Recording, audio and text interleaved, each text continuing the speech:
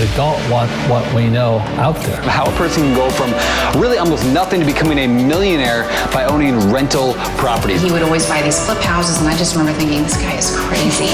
Why would he buy that house? In the past decade, there's been a huge surge in the peer-to-peer short-term rental market. Become an insider. So you have to know the rules before you get the game. Every second counts. So make every second count. Welcome to the Real Estate Jam. Whether you're just beginning or the best of the best, we're glad you're here. We will share successes, failures, and strategies for the action-taking real estate investor. And now to your hosts, JD and Melissa.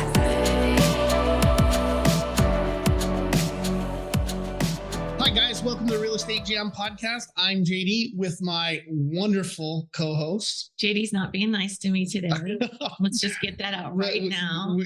We are being very, very nice. Melissa, how are you? I'm good. Thanks. How are you? I'm doing great. I'm excited today for our guests. So one of the most important things when you're starting out in real estate investing, and specifically lead generation and wholesaling, is to bring a good team on board to help you get these deals done. And one of our personal key team members is the title company, but more important than the title company is the closing agent that you use. So we're super excited to introduce you guys to our favorite closing agent, Rockstar. Mm-hmm. This is Kelsey Little from, she's a closing agent with South Oak Title.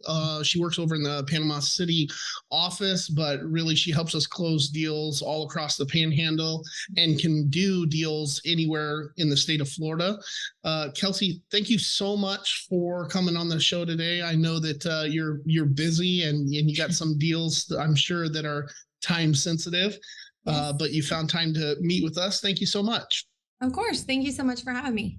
Awesome. Well, one, I think it's important, especially new investors. They don't understand some of the key things like what's escrow, what's a title company, what's the difference between a title company and a closing attorney. Can you just kind of, one, give us a little bit of your background and experience, and then let's jump into some of these commonly asked questions. Yeah, so I've been in title for about 4 years. I've been at South Oak about 3 years.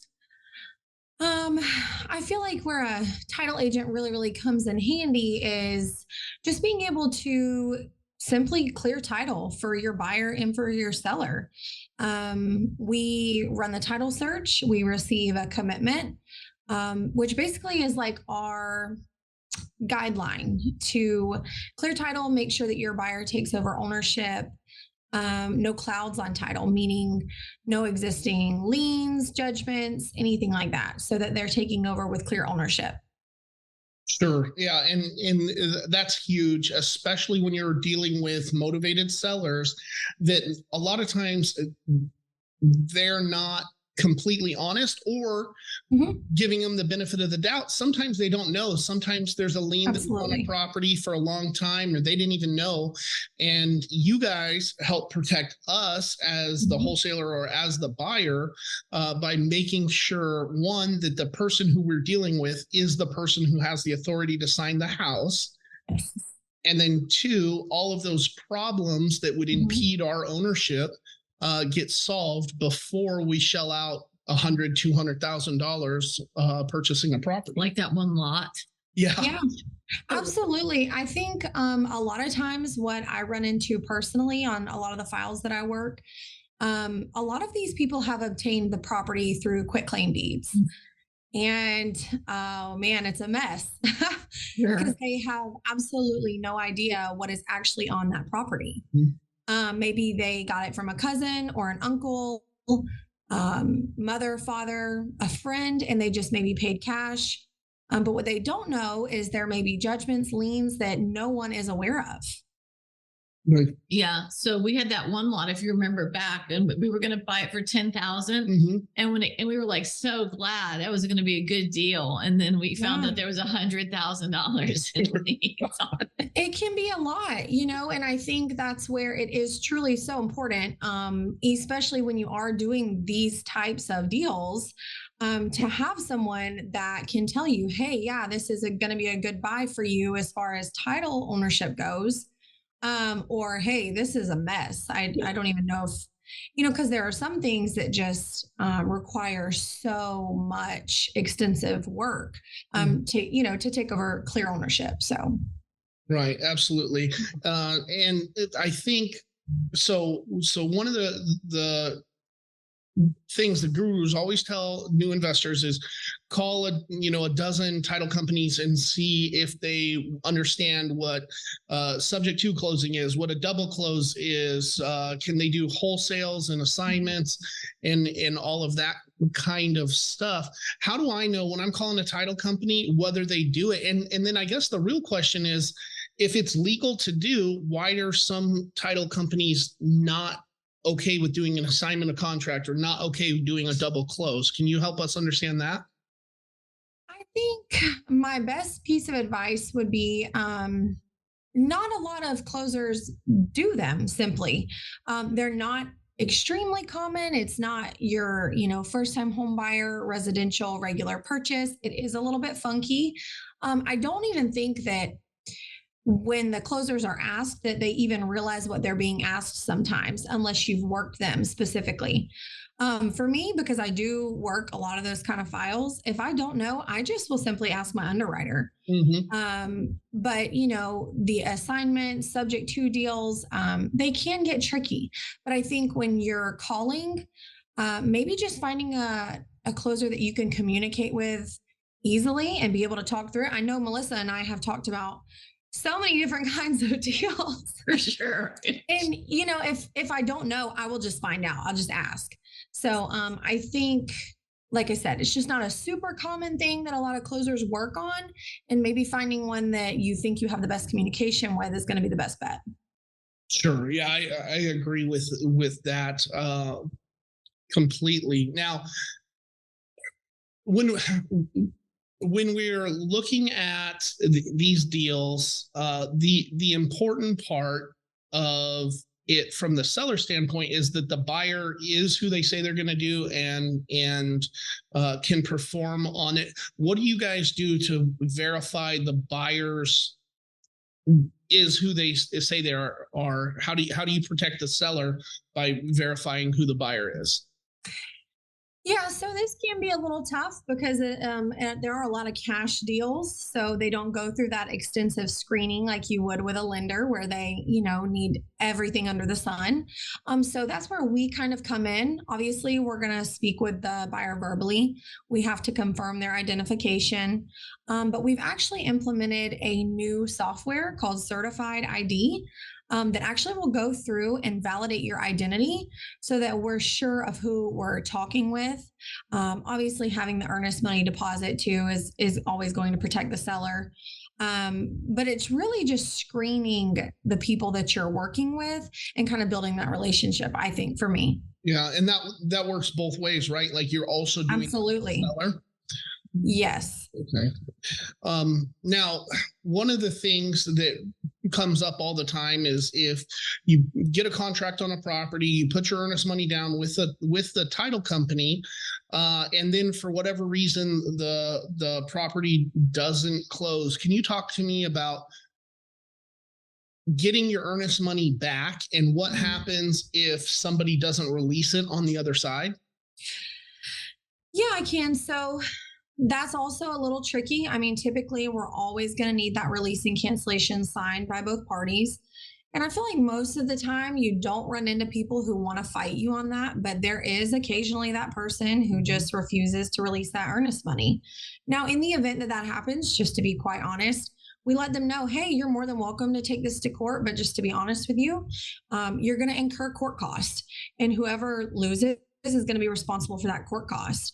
And typically, I mean, when your buyer is in breach of contract or your seller, at that point, they're like, okay, willing to release it to the rightful owner, the party that is due the earnest money. But normally, always, we do try to obtain that release and cancellation. Yeah, absolutely.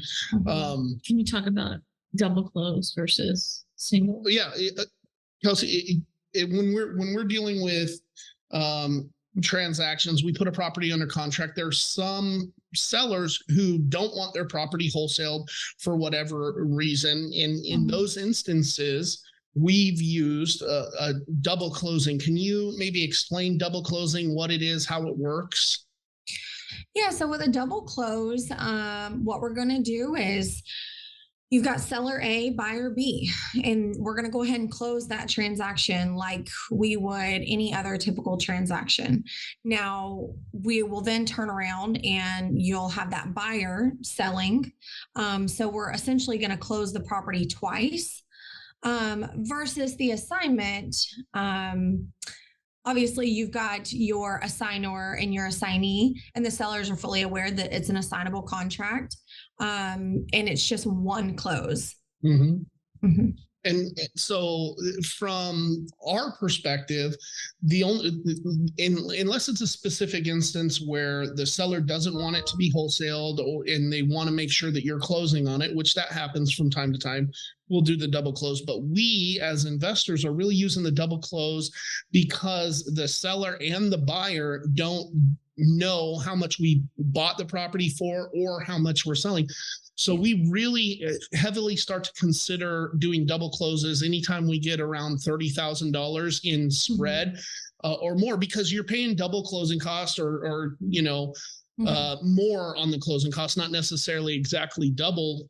So there is some of that comes out of your profit, but it keeps the integrity of the transaction where you're the only one that knows how much it was bought for and how much you're selling it for. Right. Because some sellers have a problem with that. And what we found more often is there's a lot of buyers or other investors that are really worried about what we're making on a deal where they probably shouldn't be. Nobody should care what I'm making. If it works for them, they should do it. But we do run into that from time to time, and that double close is super helpful in preventing that. And it happens simultaneously. I think that's the part that's great about it is so we're buying and closing from the seller and selling and buying that property almost, at the exact same time. Yeah. The only difference is you've got to bring the money to close that versus the assignment you don't do. Now, that is correct. So, JD, I know we've done some that you've signed as a buyer and a seller at the same time for me. And like Melissa said, sometimes you have to actually bring money, which is different than the assignment. But a lot of times what I do in my files that are the double close is I can simply transfer your funds from one file to another. So you may have to bring some, but I know that, that's a nice feature that we can use also is simply transferring the funds from one to the other. So it is nice. I mean, the double close, it is convenient. We can sign you for both sides at one time, and it does still protect the integrity of the transaction. Now, with the assignments, I agree with you. I don't really know why it would matter what someone is making, but I know that is sometimes an issue. And what we do then is we actually split the settlement statement. So the buyer signs their side individually, and then the seller signs their side that pertains to them, which is completely separate from the buyer side. So that's also a nice way to kind of still protect all parties. Yeah, the blind closing. Yeah. So if we're talking about a regular assignment, what is the paperwork that you need to receive, and how does that work? Okay, so with a typical assignment, you're going to have your regular standard contract that you would always send over between buyer and seller. Now, there's going to be a section on the contract that says whether or not the contract is assignable or is not assignable. Now, we always take a look at that. We do have to abide by that contract. So you've always got selected on there, it is assignable. So you'll send over that original contract, and typically it would be nice to have both at the same time, because then we order that search through our underwriter at once. We have both contracts, because then following your original contract, you have your assignment contract, which shows you as the assigner, you've got the assignee, which is really, we call it the end buyer. Just makes it simple, end buyer. So what we do is we submit that all at one time, so that when our underwriter comes back with our commitment, it does show the original seller who owns the property. But then instead of having Shorefront say as the end buyer, you've got your end buyer already in there. So it really is beneficial to have both contracts at one time, so that we can kind of just keep it straight on our end. We're not having to edit so much, go back and, update, but pretty standard and pretty simple. That first original contract and then the assignment contract. Yeah. And now with our contracts, we do our first purchase and sales agreement with the seller. And then when you're doing the assignment, that person is getting all of the rights. So all of the stuff in that first original purchase and sale agreement transfer over. We do our assignment contract to outline what we want, the rules, the assignment fees, the different prices, and get that signed. And I think that a lot of wholesalers starting out, they just do the assignment. They don't put anything in there for their fee, where it's just transferring it over. And they have to learn the hard way that you need a contract that outlines what the agreement that you made with the end buyer is. And that's really important, especially if anything goes sideways. Very much so. Yeah, absolutely. And that second contract, where it is being assigned, yes, always, however the format of your contract is, always outline who's paying the closing cost at that point. Is it going to come out of the assignment fee, or is the end buyer still going to pay all closing costs? What is the assignment fee? If the end buyer, it can get so confusing. You can really do the numbers, however, but if your end buyer is only paying $200,000 and their closing costs are, say, $3,000, well, are they paying $203 or are they paying $200? Right. So yes, I would always say in that second contract where you're assigning it, it's got to have that assignment fee and who's paying those closing costs and where they're actually coming out of. Sure. The other important part of that is we usually get our contract, our A to B contract for 30 days. But if we find somebody who we're going to assign that contract to, we want it to close as soon as possible. So we make sure to specify the closing and the earnest money deposit on the assignment of contract. We do a significant non-refundable deposit. We haven't had any trouble with that as of yet. And we've even made money off of that earnest money deposit from the end buyer. But if that's not all laid out and spelled out in your contract, then it doesn't happen. It doesn't exist. The verbal real estate verbal agreements, at least in Florida, are non-binding. So you need to have everything in writing. Yes, absolutely. Everything has to be in writing, because at the end of the day, we have to go legally by what's on that contract. And yes, if it's not outlined, like you said, if it's not there, unfortunately, it's a loss. Yeah, absolutely. Well, I know that there's a lot of different investors in this area, and clearly we're your favorite. But for these investors that maybe aren't as experienced, what are some things that you wish investors knew about the title process, about escrow, about closings? What do you want people to know? I would say for investors with these types of deals, things are going to come up. Things are always going to happen. These are not, at least from my experience, they're not your standard. Just sometimes they can get a little messy. It might require, some extra work on your title agent's end. And it's one of those things like, detail is really, really everything in these types of closings. So I would tell any investor who's starting out, find a title agent also that you can relate to, that you feel comfortable talking with, because y'all know I talk to y'all quite a bit. And you just really have to be open, I guess, to really working through any of the issues, and just knowing that, okay, we're going to get to the finish line eventually, but sometimes, it takes a little while, and other times it might be quick. It could happen in a week. It could happen in 4 weeks. It really, really, every transaction is different for sure. Yeah. And just understanding maybe the work that needs to be done. And if you don't know, ask your title agent, get them to explain it to you. I think good communication on these transactions are everything. Yeah, I agree completely. I think we've gone through quite a few title companies. We were with South Oak. We went away from South Oak. We came back, found you. Everything's been great since then. But the number one thing is, like you said, communication. Having a title agent that knows what they're doing is huge. And then we mentioned this before, but everything is time sensitive.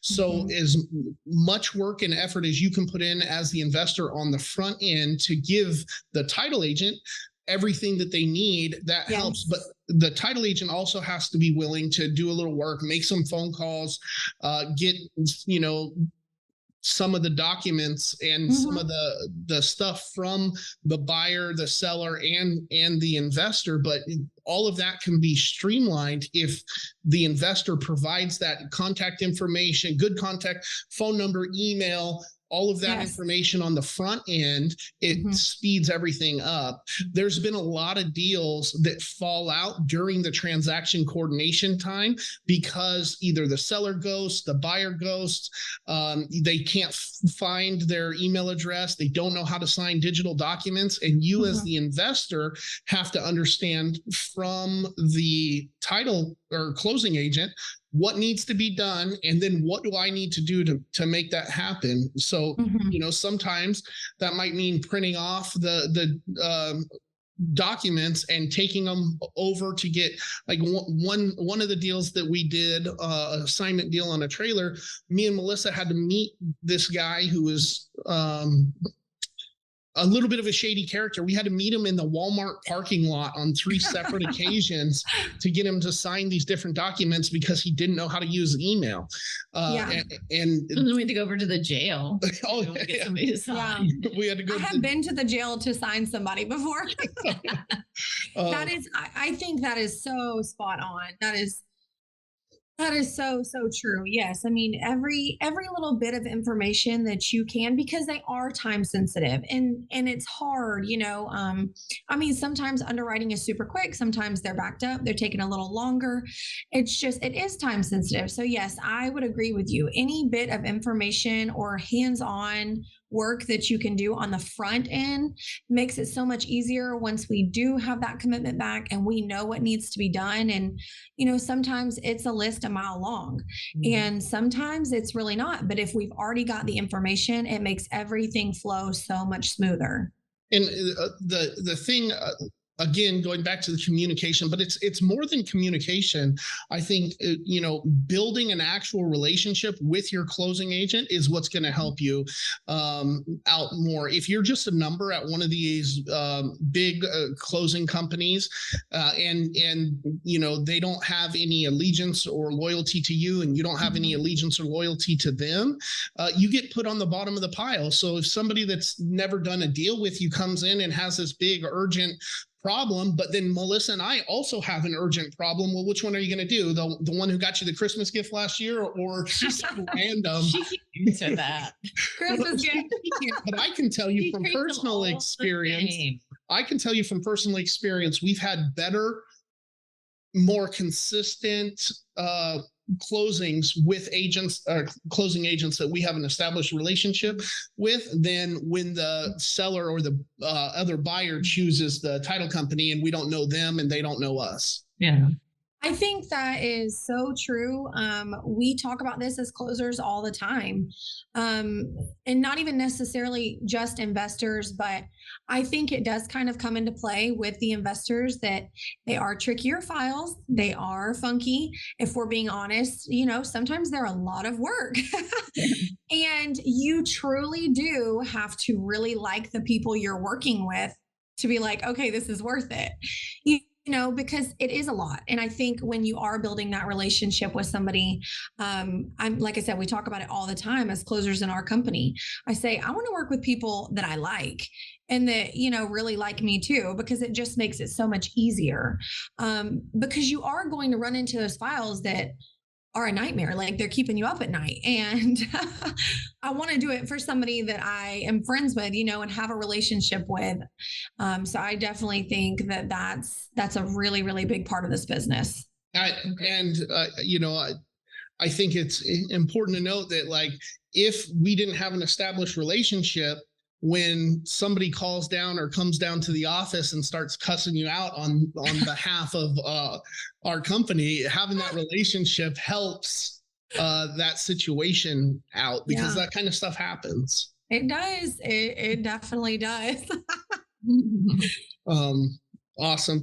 Well, Kelsey, if there's any of our audience that got any value from the stuff you're saying, if they want to reach out to you, find out more about what you guys are doing over at South Oak, or just, start to build a relationship with you, where can we send them? What direction should we point them in? Yeah, so our office phone number is 850-359-8599. My extension is extension 3. My email, Kelsey, KELSEY .little, LITTLE @southoaktitle.com. I do want to tell everybody we do have multiple offices here in Florida. So I am based out of Panama City, but we do have an office out of Panama City Beach. We have one in Inlet Beach. We also have one in Destin. So like you said at the beginning, I can close properties all over Florida.